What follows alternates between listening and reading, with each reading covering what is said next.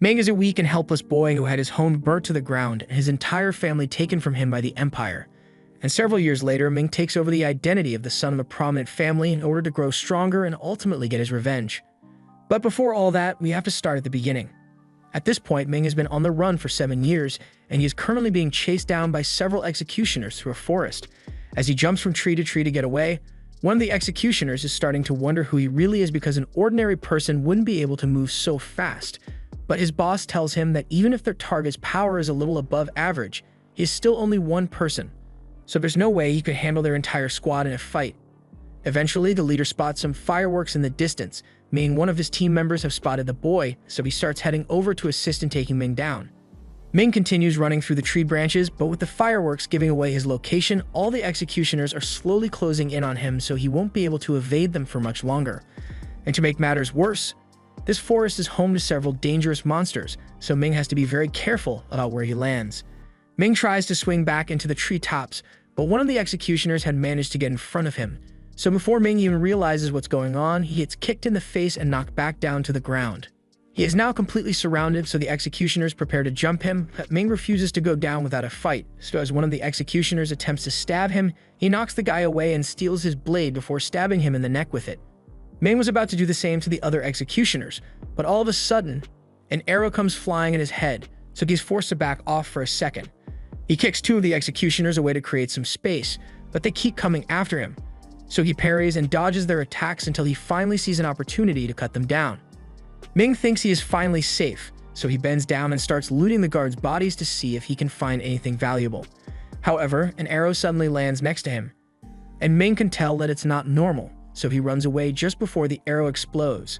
Ming looks up to see who was responsible for the arrow, and he is shocked to see 2 warriors from the Ministry of Justice here. The 2 are surprised that Ming was able to recognize them, but it makes things easier since he should already know that encountering them means he won't be able to survive. Ming asks why the Ministry of Justice would come after a law-abiding citizen like him, so the warrior read the charges against Ming. The letter says that 7 years ago, Ming's father committed treason against the emperor, so as punishment, his entire family was sentenced to execution. However, Ming managed to escape his fate somehow, so they are here to finish the job. Ming isn't just going to stand by and let them kill him, so he throws some rocks at the warriors to buy some time, but the archer fires several shots at Ming to keep him from escaping. And when Ming tries to run to safety, he is cut off by the barbarian woman and grabbed by the ankle. She is about to slam him into the ground with all her might, but at the last second, Ming uses a special technique to rearrange the bones in his leg, allowing him to escape her grasp. The archer warns the barbarian to be careful because it looks like Ming has a few tricks up his sleeve and they don't know what he might do next. Meanwhile, Ming is barely able to stand at this point. He is well aware that the barbarian is dangerous, but he gets the feeling that the archer is much more experienced, so he needs to be careful about how he deals with him. But for now, Ming needs to get back on his feet, so he drinks the health he managed to swipe from one of the executioners earlier. The barbarian then charges at him, so he is forced to back away, but he still has to worry about the archer, so he can't create too much distance here. Since he has no other choice, he imbues his blade with some energy as the barbarian lunges at him.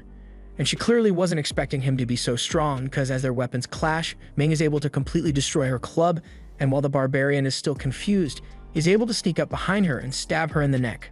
The archer is enraged by the death of his comrade, so he swears he will cut Ming to pieces even if it's the last thing he does. Ming realizes the archer is using talismans to fight, so he must be a chi cultivator, and Ming knows how terrifying chi cultivators can be, so he is not willing to run the fade. Ming starts running for his life, but the archer isn't letting him escape, so he activates his lightning skill and kicks Ming 100 meters through the forest. Now Ming has been backed up against the edge of a waterfall and he has nowhere to go. The archer lunges forward at Ming, forcing him to jump off the waterfall, but since Ming is going down anyway, he makes sure to take the archer with him. They both end up plunging into the lake below, and once Ming regains his bearings, he tries swimming back up to the surface, but the archer grabs him from behind and tries to strangle Ming. Ming manages to slip free from his grip and gets behind the archer to lock him in its chokehold. The archer begins struggling to free himself and reaches for his blade in an attempt to cut Ming down. But unfortunately for him, his blade was out of reach, so before long, the archer suffocates to death and sinks to the bottom while Ming slowly floats to the top. A little while later, Ming washes up on the shore of the lake, but it looks like he wasn't the only one who washed up here because 2 old men find a badly injured man propped up against a tree. They are very disappointed because the man looks like he had some decent potential as a cultivator, But with that hole in his chest, even an immortal wouldn't be able to save him. The short one says they can't just let the young master of the Bai family die like this when they were tasked with bringing him to the savage ghost sect for his spiritual awakening. The tall one suggests they should just ditch him and run away, but the two of them already took payment from the Bai family, so they get hunted down if they ran away. Not to mention the fact that to take this job, they both swallowed a heart-relaxing pill that will kill them in 6 months if they don't return to the Bai family to give a report. In no uncertain terms, the two of them are screwed, so the tall one fires off a blast in frustration. The man's blast happens to hit a rock which Ming was hiding behind, and as soon as they realize there's a witness, they try to finish him off so he can't tell anyone what happened here. However, as the tall one tries to punch a hole through his chest, Ming subconsciously protects himself with an energy shield, something that shocks the two men because Ming's technique is similar to that of the Bai family. The two of them take a moment to inspect Ming's body, and just as they suspected, it looks like Ming has learned some basic energy control techniques, and his foundation is pretty solid. Moreover, he looks strikingly similar to the dead young master of the Bais, so the two come up with a plan and tell Ming that they will save him, but only under the condition that he lives under a new identity and does as they say.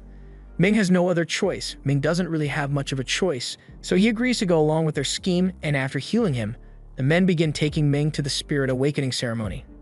Ming is grateful that the two of them spared his life, but he is worried that if his strength isn't sufficient, then people will find out that he isn't really the young master of the Bai family.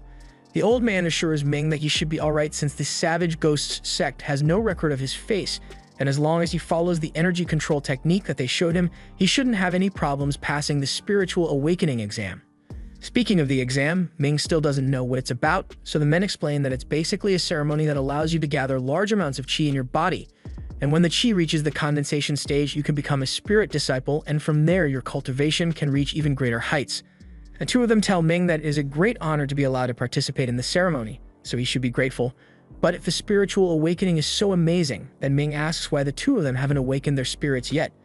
The men look at each other with a bit of sadness in their eyes and tell Ming that you can only awaken your spirit before the age of 20, and it costs an astronomical amount to even register, so old folks like them will never get a chance like that. On top of that, only then the 5 major factions know the secret techniques to succeed in a spirit awakening, so it is very dangerous for regular people. They eventually arrive at the exam site, so the men drop Ming off at the entrance, but before he heads in, they try to convince him to take a heart-relaxing pill, claiming that it will help protect him. However, Ming isn't an idiot, so he knows the pill is really a poison that will kill him if he doesn't fulfill their requests. He asks the men if they really trust him so little, but given the fact that Ming is a wanted criminal in the Empire, they are a little worried that he might run away halfway through the exam. They assure Ming that even if he takes the pill, everything will be alright as long as he succeeds with the spirit awakening, but doesn't really believe them. However, it's not like he has a choice here, because if he doesn't do as they say, they will expose him as an outlaw and he'd be hunted down again, so he swallows the pill and heads inside for the exam. Inside, Ming comes across several powerful cultivators from prominent families, and a lot of people seem to know the young master of the Bai family. Although, all the rumors seem to say that the young master of the Bai family is a useless bastard, so Ming realizes his public image isn't good. Just then, the instructor for the exam, Fang, arrives and he tells everyone that he will be in charge of leading them to the spirit awakening ceremony, so anyone who wants to participate should follow him. All the participants start walking, but all of a sudden, a bunch of them begin to choke. So Ming realizes something is wrong and jumps onto the ceiling to analyze the situation. There are dozens of ghosts picking off the participants, but when one of the participants goes to ask Fang for help, he tells them that this is the savage ghost sect, so they better be able to deal with a few specters on their own. Most of the stronger cultivators here are able to defeat the ghosts fairly easily, so it's time for them to move on to the next phase, but along the way, Ming is approached by this guy. He offers to form an alliance with Ming so they can tackle the next phase together, and Ming sees no reason to refuse, so he goes along with the guy's suggestion. Although the guy is a little suspicious, so Ming keeps his guard up. While they are walking through the tunnel, he keeps looking around in case of an ambush, but the guy he formed an alliance with tells him there's no need to worry about anyone sneaking up on him since everyone else has already progressed to the next stage. And anyone that's still in the first stage by now definitely isn't strong enough to be an issue for them. But with that said, there's only a limited number of spots for the next phase, so the man really does intend to betray Ming. He steps back as some purple energy wraps around Ming, and once he is restrained, the guy explains that this is the second stage of the exam, the sacrificial cage.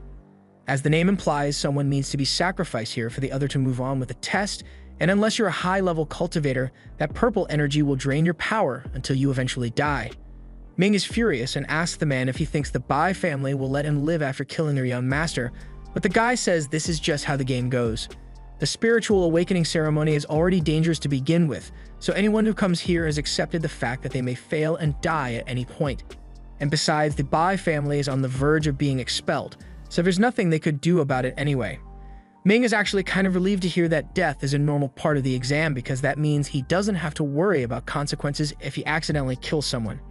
He gets back on his feet and begins charging up his energy until he eventually breaks through the energy chains. The man is terrified because he knows the real Bai Kongshin could never pull off something like that, so he figures out that Ming is an imposter. Ming is surprised that the man was able to deduce that much in such a short amount of time, but it's not like it matters because he won't survive long enough to tell anyone the truth. The man is starting to panic, but he doesn't want to die here, so he's getting ready to fight Ming. However, he suddenly feels a sharp pain in his hand, and it becomes very difficult for him to move. Ming reveals that he had poisoned the man in advance the moment they first met because he was worried that something like this might happen. The man lunges at Ming in anger, but in his carelessness, he gets caught by the purple chains and he is completely drained of his energy a few moments later. Ming continues through the tunnel until he eventually arrives at the exit where many other cultivators are waiting. Fang tells everyone that they were lucky to have made it this far, but the true test is yet to begin because this is where they will undergo their spiritual awakening. This arena was specially made to allow several different groups to take part in the awakening at the same time, so they need to prepare themselves. Ming is still a little shocked that over half of the initial participants have already died, but it looks like there are even greater risks with the actual awakening. A few of the participants notice that there are already a lot of people seated inside the energy circles, so Fang explains that those are the members of the Savage Ghost sect who have been nurturing their spiritual energy since childhood. There are 5 circles in total, and Fang reserved 3 of them for the members of his sect, so he tells the rest of the participants that they are going to have to use the leftovers. The participants are outraged because their families paid good money for them to undergo this awakening, so it's not fair for Fang to monopolize a majority of the resources. But Fang doesn't care about fairness at all. He's the one who sets the rules here, and if they don't like how he allocated the resources, then they are free to leave. The participants have no choice but to go along with Fang's orders, so they all squeeze into the final 2 circles and get ready for the spiritual awakening to begin. Once everyone has settled in, Ming notices a beautiful girl sitting across from him, and when she looks his way for a moment, he begins to fall in love. But then he remembers that he's a wanted man who was forced into a potentially deadly ceremony, so love isn't a high priority for him. The girl is surprised that her spiritual charms didn't work on Ming and she is starting to take an interest in him, but there's no time for distractions right now as the spiritual awakening is about to begin. Each pathway is filled with dense liquid energy, so when all the circles have been filled, the formations are activated to enshroud an incredibly dense spiritual energy which they must absorb. Within seconds, several cultivators fall to the ground, unable to overcome the incredible pressure. However, the more skilled cultivators don't seem to be having much trouble. Since Ming is new to the world of cultivation, he is struggling a little, but with the energy control techniques he was taught, he is eventually able to stabilize his spirit. Now all that's left is for him to absorb as much extra energy as possible so that he can open his meridians. While all this is going on, the leaders of the 8 branches of the Ghost sect all meet to watch the progress of the candidates. The sect leader is quite impressive with the performance of the participants this year, but he heard that the other leaders have a few people in mind whom they would like to recruit. He heard that Shu and Lin got into an argument over a particular disciple and even arranged a duel to decide who would get him. Lin pleads her case and reminds the sect leader that she was the one who discovered the Kalin nightmare body, so she has the right to take her as her disciple. All the branch leaders are shocked to find it hard to believe that someone here really has a nightmare body, but there's no reason for them to doubt Lin's testimony because moments later, the nightmare body is manifested right before their eyes. It only has 6 veins at the moment, but with the girl's mass control ability, the sect leader agrees that she would be a great asset to their sect. The sect leader asks Guy if he has his eye on any of their faction's disciples, but Guy tells him he doesn't really want to compete with the rest of them for disciples, so he's fine with choosing a few of the foreign awakeners. The sect leader asks him if he's sure about this, since even if the foreigners manage to awaken, it will most likely only end up with 3 veins, which is relatively low in comparison to the Ghost faction's disciples. Guy is aware of that, but his branch doesn't have as many resources as the others, so all he asks is that if any of the foreigners are fortunate enough to awaken, then the rest of his fellow branch leaders shouldn't steal them away from him. Just then, Lin gets everyone's attention and points to Ming because his cultivation looks like it has the potential to reach the legendary 9 vein. The sect leader takes a look and he is impressed with Ming's energy levels, but unfortunately, That's where his interest ends because he says Ming doesn't know the proper channeling techniques to stabilize his energy absorption, so his body won't be able to handle it. When someone isn't able to handle the energy that they are absorbing, it inevitably leads their entire body to explode, as showcased by the unfortunate people behind Ming. The energy Ming is absorbing is starting to take a toll on his body, so he seals his spirit veins to hold it in, but Guy says a trick like that will only delay the inevitable, so Ming will eventually die. Just then, all of their attention is drawn to another foreign participant, Jai, who has just successfully unlocked the 9-vein spirit, and Guy is rather pleased because he already called dibs on all the foreign candidates, and it worked out well for him. However, all of a sudden, the final branch leader, Lei, shows up and tells everyone that Jai is his nephew, so he's going to take him on as a disciple. He makes the argument that he is already familiar with Jai's thunder attribute, so he would be the best teacher for him. Gui is disappointed that such a talented disciple is being taken from him, but since Zai is Lei's nephew, he agrees to let him go. But he asks everyone to agree that they will let him keep any of the remaining foreign awakeners. None of the branch leaders have any objections, and the sect leader is in support of Gui's requests, so there shouldn't be any more issues for him. However, a few moments later, another participant awakens, and this one absolutely stuns everyone because he surpasses all their expectations. His vein count rises all the way up to 9, but it doesn't stop there. It keeps going until the participant reaches 12 spirit veins, and this is almost unheard of, so he quickly reminds everyone that he called dibs first. But the sect leader is sore loser, so he flexes his power and announces that he will be taking that 12-vein participant as his disciple.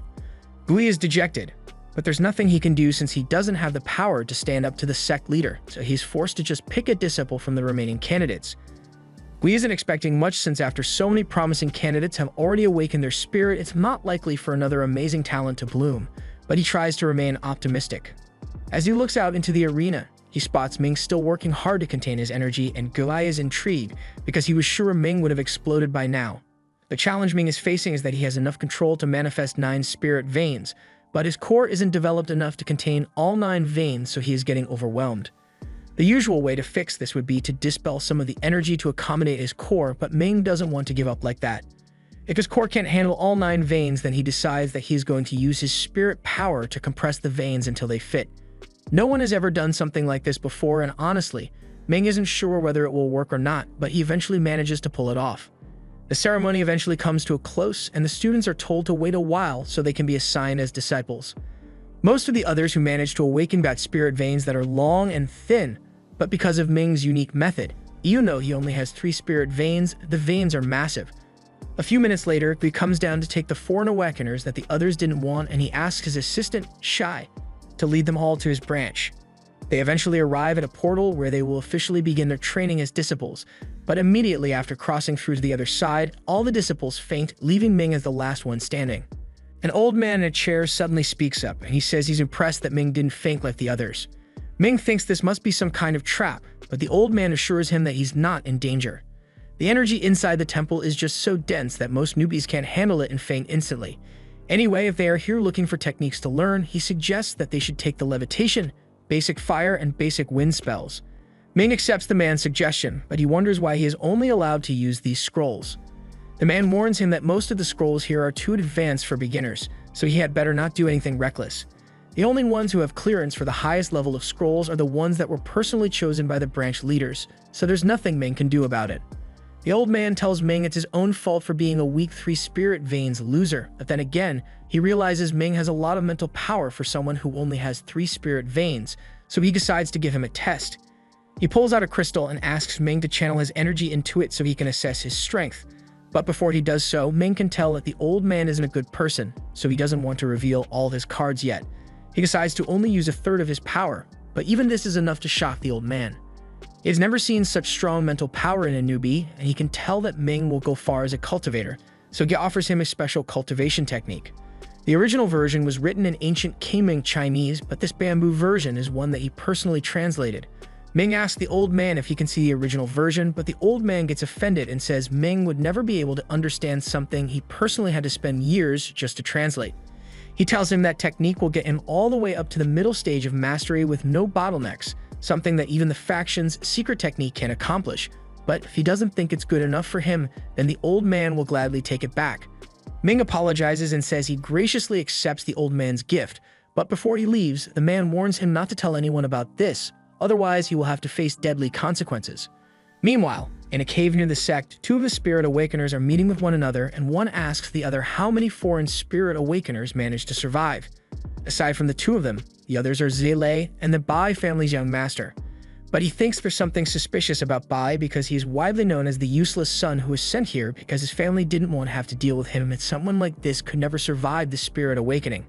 They decide that they need to test him to see if he is really the same person, but they also need to be cautious so they don't accidentally blow their cover. They are here on a mission from the Ministry of Justice, and their job is to infiltrate the savage ghost faction's inner circle, so they can't afford any mistakes. Meanwhile, Ming has locked himself away in a cabin so he can be in his training. He still doesn't trust Old Man Ryan's cultivation techniques, since he doesn't seem like the kind of person to do something out of the kindness of his heart, but he has no choice but to go along with it if he wants to increase his power quickly. A few months go by, and it's time for the new cultivators to return to the main complex for evaluation. Once Ming and the others arrive, they head over to meet with Shi, and Shi asks them how their cultivation is going. The others admit that they haven't made much progress since no one has been guiding them, so they have to slowly teach themselves to improve. They ask Ming how his cultivation is going, and in all honesty, Ming has been doing way better than all of them, but he doesn't want to draw too much attention to himself, so he just tells them that he is struggling as much as they are. Ming looks around and notices that there aren't a lot of people here, so he asks Shai if this is everyone from the Jurain branch, and sadly, yeah, this is all the branch has to offer. Shai explains that this branch is the most neglected out of the 8, so they are lucky that they even get to participate in a tournament like this in the first place. He tells everyone that they need to try and win as many rewards as possible to help speed up their cultivation journey, and their eyes all light up at the mention of rewards. They ask what rewards Shai is talking about, so he says he knows there should be Huyuan pills available that can increase cultivation speed, but aside from that, he's not sure what the other rewards could be. In any case, he tells everyone to do their best because the tournament is about to begin. Shortly after, the branch leader arrives and gives a little speech, telling everyone that the path of cultivation thrives in diligence, so lazy people will never succeed. But just as he says this, the laziest MF imaginable comes crashing out of the sky. This is Zhu, and he is one of the masters here. But he is late because he spent last night drinking and has a massive hangover. Once Zhu composes himself, he warns all the students not to be lazy like him, otherwise he will beat them up. But with that said, the reason he is here is to help assess the students' cultivation levels, and if they manage to impress him, then he is prepared to reward them generously. The students don't seem excited after Zhu's announcement, so he decides to show them what he is offering and summons several gourds. He tells everyone that these are the rewards for performing well in the tournament, and in case they can't already tell, the liquid inside these gourds has the same effect as a Huyuan pill. It increases the speed of one's cultivation and raises their mental power quickly, so everyone is excited for a chance to prove themselves now. The tournament soon begins, and the newbies are set to go up first. Two of the direct disciples under the branch leader, Fang and Chang, are chosen to fight against the 3 new disciples, but they are reminded that this is just a friendly match between fellow disciples, so they have to stop once they've made their point. Ming is surprised that they are having him compete against direct disciples so soon, and Fang seems to be enjoying this whole situation because it gives him a chance to beat down the pathetic 3 spirit vein losers. His comments get the others angry, so they are ready to fight, and they think they should be able to handle Fang since it's 3-on-1, but once the fighting actually starts, Fang absolutely bodies the chubby one. The girl tries to assist him by attacking Fang with her wind blade, but it does absolutely no damage to him, and now that he has turned his attention towards her, he starts charging forward with harmful intent. Ming knows there's no way the girl will survive getting plowed over with such force, so he uses his levitation technique to lift her out of the way so they can all regroup. The leaders are really impressed with Ming's quick thinking, and Guy thinks it's unfortunate that someone as imaginative as Ming only has 3 spirit veins. Feng is annoyed that Ming interfered with his attack, so he targets Ming next, but even though his cultivation is meant to be several times higher than Ming's, he can't keep up with him at all, so all his attacks end up getting dodged. Ming then uses the wind slash technique, but while this version is definitely stronger than the girl's, it's still no match for Feng's brute force, so he smashes through it and charges at Ming again. The others see that Ming is putting up a good fight, so they decide to join in as well and start hitting Feng with wind slashes to distract him, while Ming sneaks in 1 or 2 good hits. The leaders are once again in awe of Ming's adaptability because he is perfectly executing hit-and-run tactics to compensate for his inferior strength. If he and the others can keep this pace, then sooner or later Yu is going to run out of energy and it will be their victory. A few moments later, Yu ends up falling to his knees, and the chubby one thinks this means he has finally run out of energy. But instead of just using his ranged fireball attack, he decides to run into butt-whooping range. And guess what? He is whooped. With the shabby one down, Yu now targets the girl again and backhands her as if she just served him cold chicken, so Ming is the only one left standing. Yu now charges at Ming, but before he attacks, Ming points out that the technique Yu used to take out the Chabby boy isn't from the Ghost sect. This startles Yu because he is worried his cover might have been blown, and Ming takes the opportunity to punch him square in the chest before immediately surrendering because he knows he can't beat Yu in a fair one-on-one. Yu angrily walks up to Ming and accuses him of cheating by distracting him in the middle of the fight. However, Ming points out that Yu did the same thing when he pretended to be hurt to trick the Chabby one into attacking. Yu turns to the leaders and asks them to grant him a rematch with Ming so he can settle the score with him. However, the leaders tell them to shut up and begin scolding Yu for being so careless because if this had been a real fight, Ming's punch could have seriously hurt him. They tell him to just accept the way things turned out and reflect on his actions so he doesn't make the same mistake again. Yu has no choice but to obey the leader's instructions, but he is now certain that Ming isn't the real Bai, so he is determined to find out what he is hiding. Meanwhile, Ming is also suspicious of Yu because he feels like he has seen his martial arts before and he knows it's not one of the Ghost faction's techniques, but he doesn't remember the details. Guai tells the three that they should rest for a moment to regain their strength, because after this, they are going up against Xiao Feng, and he will be just as tough as Yu was. Feng decides to intimidate them a little, so he begins warming up and uses a wind slash that's so powerful that it scares the other two into quitting immediately. Now Ming is the only one who will be facing Feng, but he doesn't plan to back down, so he tells the leaders that he is ready to begin. Feng is really confident in his abilities, so he says he will be able to defeat Ming with nothing but a single finger. Feng generates an ice spike, which intrigues the leaders because an ice spike is a complex intermediate spell, so he must have worked very hard to master it. Feng launches the ice at Ming, so Ming moves his head out of the way to avoid being hit. However, Feng already planned for that, so he takes control of the ice and redirects it. The other leaders are starting to get worried since the ice spike spell is notoriously difficult to control, so Feng might accidentally end up hurting Ming, but Guai says it's fine since this version of the spell can only cause physical pain.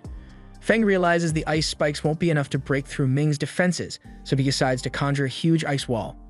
This forces Ming to go on the offensive, so he pulls out his weapon and begins attacking Feng. The leaders are greatly impressed with Ming's strength, and they had heard that Ming chose to use the ghost cultivation technique for his training. But while the ghost cultivation technique is by no means bad, it limits the growth of an individual later on, so they think he might have been a little too hasty with his decision. However, Ming never actually used the ghost technique. The technique he got from Ruin is called the Netherbone cultivation technique, and it is very similar to the ghost techniques, so it would be a good cover to pretend that he chose the ghost technique instead. And as long as Ming doesn't reveal too much of his power, there's no way any of the leaders will ever realize that he is really using the Netherbone technique. Ming knows he could defeat Feng if he went all out, but that would be too suspicious, so he decides to let himself lose and intentionally gets hit with the ice spikes, while using the bone shrinking technique to avoid any fatal injuries. After that, he surrenders to put an end to the match, but Yu recognized the bone shrinking technique, so he is now even more suspicious of Ming. With the tournament officially over, the Masters announce the rankings and Ming is labeled as an upper-middle cultivator, while the others are labeled as inferior.